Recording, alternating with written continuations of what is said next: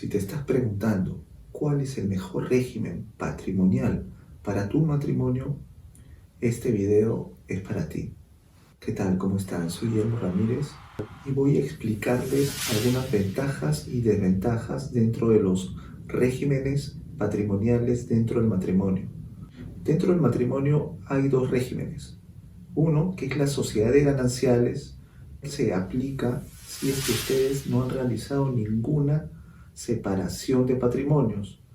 Es el régimen predeterminado. Por lo tanto, si no saben en qué régimen están, lo más probable es que sea en la sociedad de gananciales. Dentro de la sociedad de gananciales se entiende que todos los bienes que se compren y todas las deudas que se generen corresponden al matrimonio. Así tenemos, por ejemplo, disculpen el dibujo, esta es una casa. Si compran una casa dentro del régimen de sociedad de gananciales, se va a entender que esa vivienda les corresponde a ambos cónyuges. Si compran un vehículo, se va a entender que les corresponde a ambos cónyuges, en este caso a la sociedad conyugal. Entonces, el 50% de acciones y derechos le correspondería a la esposa y el otro 50% al esposo. En el caso de un auto sería igual, 50% al esposo y 50% a la esposa.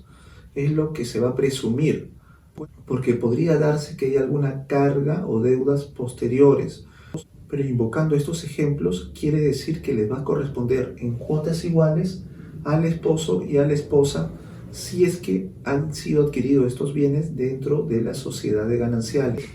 Acá es independiente si la vivienda la compró el esposo, la compró la esposa, y en el caso del vehículo igual. En el caso en que hubiera una separación de patrimonios, la regla va a ser diferente. Ahora les explico. Acá se entiende que cada cónyuge podría comprar un bien sin necesidad de la intervención del otro cónyuge. Un bien propio, por ejemplo. Nos ponemos en el caso que una vivienda la compre la esposa, la compre sola, con su propio dinero que venga de su sueldo, se compra una casa. Esta casa le va a corresponder únicamente a la esposa o al cónyuge que la compró. No le va a corresponder, a diferencia de lo que es en la sociedad de gananciales, a ambos, sino va a ser un bien propio, solamente de la esposa. No importa que esté casada, como está casada, va a comprar la casa a nombre de ella nada más. Igual, si el esposo compra un vehículo con su propio dinero, le correspondería únicamente al esposo. Según este ejemplo, habrían dos bienes propios, una casa de la esposa y un vehículo del esposo. Situación que no se daría en una sociedad de gananciales, porque se va a presumir que los bienes son de ambos. Este es la separación de patrimonio. Para que ustedes tengan una separación de patrimonios, se prepara una minuta solicitando la separación de patrimonios antes de casarse y se eleva a escritura pública en el notario y se inscribe en registros públicos. Si ya estuvieran casados bajo el régimen de sociedad de gananciales, se tendría que liquidar la sociedad de gananciales y convertirse al régimen de separación de patrimonios. En otras palabras, se puede hacer antes de casarse o después de casarse, no hay ningún problema. Igual, después podrían regresar a la sociedad de gananciales. Teniendo claro que dentro de una sociedad de gananciales ambos cónyuges son copropietarios de los bienes que adquieran, también va a ser de las deudas que adquieran. Entonces, si el esposo o la esposa se generara una obligación con algún banco o con alguna entidad crediticia o con un tercero, se aplicaría la presunción que la obligación se generó en beneficio de la sociedad conyugal. Y como la sociedad conyugal tiene estos bienes, respondería indistintamente de quién lo haya comprado para cubrir la obligación de quien lo haya generado. Entonces, esta vivienda la puede haber comprado la esposa, pero por una deuda del esposo dentro de la sociedad de gananciales, podrían perder la vivienda. Este auto lo podría haber comprado el esposo, pero por una deuda de la esposa podrían perder el vehículo. Ver lo expuesto que están los bienes dentro de una sociedad de gananciales por obligaciones indistintas de ambos cónyuges, porque como les acabo de precisar, van a responder por las obligaciones que generen también.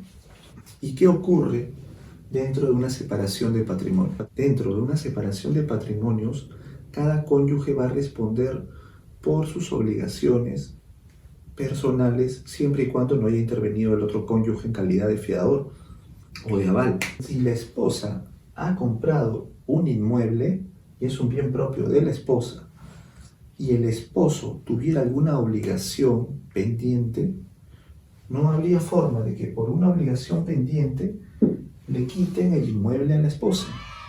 ¿Por qué? Porque es un bien propio dentro del matrimonio. Así que si el esposo se generara alguna obligación, tendría que ir solamente contra los bienes que él haya adquirido, a pesar que sean esposos. O cualquier obligación que haya generado la esposa no podría ir contra el patrimonio del esposo, porque son bienes propios y le pertenecen al esposo. Entonces acá viene mi opinión, porque muchas veces me consultan, doctor, entonces ¿cuál régimen me conviene a mí? Acá es importante esclarecer cómo generan los ingresos cada cónyuge. Sería muy injusto, solamente trabaja un cónyuge, entonces este cónyuge dice, tú no generas ingresos económicos, pero tal vez te dedicas a otras actividades, podría ser el cuidado del hogar, voy a poner todos los bienes a nombre mío. Y legalmente podría, bajo un régimen de separación de patrimonios, la esposa o el esposo podría comprar dos casas, 2 autos, todo como bien propio, no hay un límite. Y si más tarde hubiera una separación y posteriormente un divorcio, esos bienes propios se quedarían únicamente como un cónyuge. Por eso digo que me parecería injusto. En el caso de las sociedades gananciales, como les expliqué, es indistinto ver quién adquiere o quién compra los bienes. Sin embargo, aquí habría que ser muy consciente de la responsabilidad de cada cónyuge en no generar una obligación que a posterior los deje sin bienes.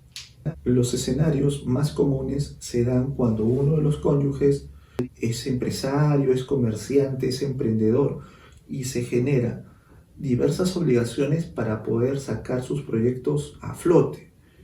Pero si esos proyectos no se dan dentro de este régimen, podrían perder los bienes, ¿no? Por falta de liquidez y de cubrir esas obligaciones. Y dentro de este régimen estarían protegidos siempre y cuando el obligado no tenga bienes. Si bien es cierto, existe un régimen de separación de patrimonios, pero si hubiera un mutuo acuerdo entre los cónyuges, podrían adquirir un inmueble en calidad de copropietarios. Y así les permitiría tener bienes en calidad de copropietario y bienes propios. No olviden de suscribirse. Gracias, espero les haya sido útil. Chao.